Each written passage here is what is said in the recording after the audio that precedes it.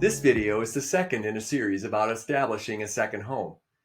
As noted in the first video, a second home can take many forms. It can be a house or a townhouse, condominium or apartment, mobile manufactured home, recreational vehicle or trailer, or a boat. In this video, we'll closely examine each of these alternatives. One second home option is a single-family house or townhouse. Such structures often have a dedicated driveway or garage and possibly a yard. This configuration usually has a greater degree of privacy than other options. On the other hand, for those seeking social interaction, it might take some personal initiative to reach out to the neighbors, although some communities offer organized activities. Houses may also offer more space for storage. However, due to affordability issues, the size of a second home might be smaller than the main home. For example, a cabin or a cottage. A house typically comes with exterior and interior maintenance responsibilities.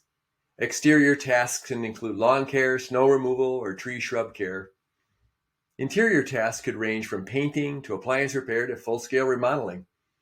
If a second homeowner also has a house as a main home, maintaining two places could be daunting. Of course, some of these items depend on whether the house is owned or rented. In a rental situation, the landlord may be responsible for some tasks. In a later video, we'll cover the details of buying versus renting. Second home buyers will want to know if the house is under a homeowners association, HOA, authority.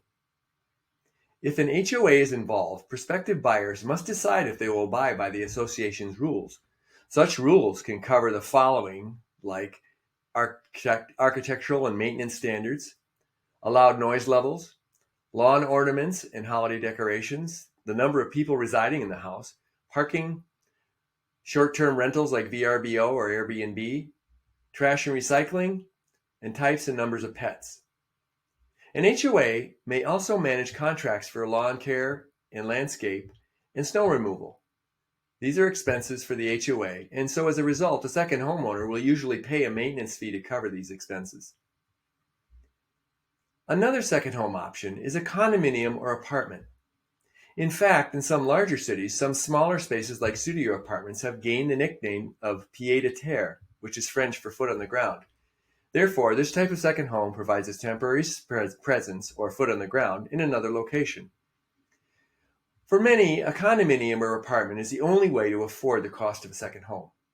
However, there are trade-offs.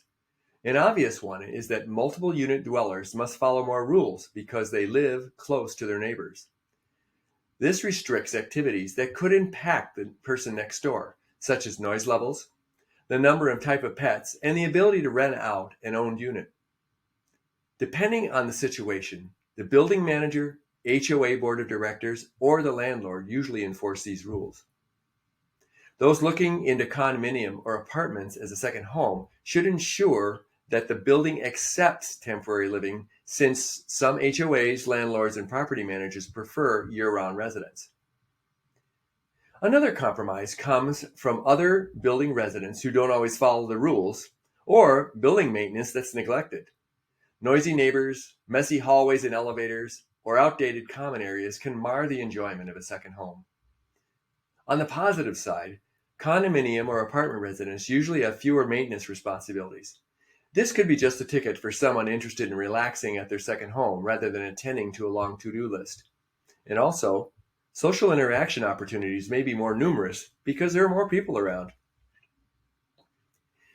Next, with affordability in mind, a mobile manufactured home makes sense as a second home. The average cost of these homes was around $145,000 in 2022 compared to around $429,000 for traditional homes. These homes can be situated on their own lot or on a space in a dedicated mobile manufactured home community. One difference between these two arrangements is that the residents of dedicated communities probably don't own the land underneath their homes, but instead lease the space. So why the two names, mobile and manufactured? Before June 15, 1976, these units were exclusively called mobile homes. However, the Federal Housing and Urban Development Agency, HUD, designated the official name as manufactured home after this date. At that time, HUD instituted the Manufactured Home Construction and Safety Standards HUD Code to upgrade the quality and safety requirements for these types of homes. Despite the affordability advantage, mobile manufactured homes suffer from the stereotype of being an inferior style of living. As with any housing, there are areas with distressed properties. Yet today's mobile manufactured homes are better constructed than in the past, allowing them to withstand severe weather like traditional homes. Also, most of these homes can be found in communities featuring many amenities, including well-maintained streets and sidewalks, as well as communal areas like pools and clubhouses. These latter conveniences can be a catalyst for social interaction. The flip side of affordability for mobile manufactured homes is that they tend to lose their value over time unless the land underneath is owned. In that case, the land beneath the home appreciates rather than the home itself. Also, financing a mortgage may need to be done with a lender specializing in mobile manufactured homes. Next, RV living. While mobile manufactured homes arrive on wheels, they rarely move once they reach their home sites.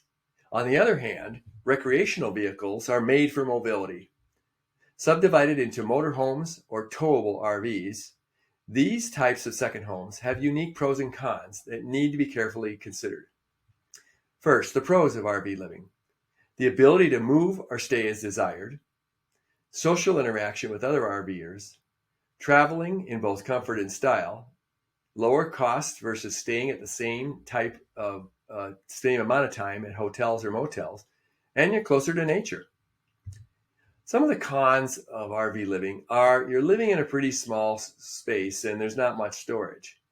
And when you're in that RV, lack of privacy and too much togetherness can be a problem. It's also a depreciating asset. And then there are the weather risks when you're outdoors like that all the time. And then there's a lot of maintenance, time and expense. Finally, when you're on the road, there's a lot of planning for destinations and resources. RV sales and prices skyrocketed during the COVID-19 pandemic. In 2020-2021, finding a quality RV at an affordable price became difficult. Many who purchased RVs, however, during this time now realize it wasn't a long-term thing for them. As a result, availability is increasing and prices are dropping. Before taking the plunge into the RV lifestyle, do your homework. A wealth of information is on the internet, and it will help you learn the realities of this way of living. Seasoned RVers recommend taking short journeys in rented motorhomes or towables before making a big financial or lifestyle commitment. One trend that has emerged in the last decade is the rise of upscale RV experience. Many people have the image of RV living as noisy, in rustic campgrounds with Spartan amenities. The growing higher-end segment destroys this notion. These communities feature luxury convenience such as pools, tennis courts, fitness centers, clubhouses, and restaurants. Some of these upscale RV resorts require that owners own newer, well-maintained motorhomes or towables. The idea represents an HOA requiring residents to adhere to architectural or maintenance standards. Although not confined to the upscale segment, RVers across the board mention that one of the best things about the lifestyle is the people. The sense of community and ease of making friends among like-minded people is an excellent benefit of RV living as a second home. Finally, what about a boat as a second home? Often called an RV on the water, living in a boat as a second home has many of the same pros and cons as the RV lifestyle. The challenges like small spaces and high maintenance concern are perhaps even more profound for a boat. The positives are also similar. Living on the water brings one closer to nature, and also the camaraderie among other boat people creates a great social atmosphere. I hope you've enjoyed this video on second home types. In the rest of the video series, we'll cover more things to think about as you consider the possibility of a second home.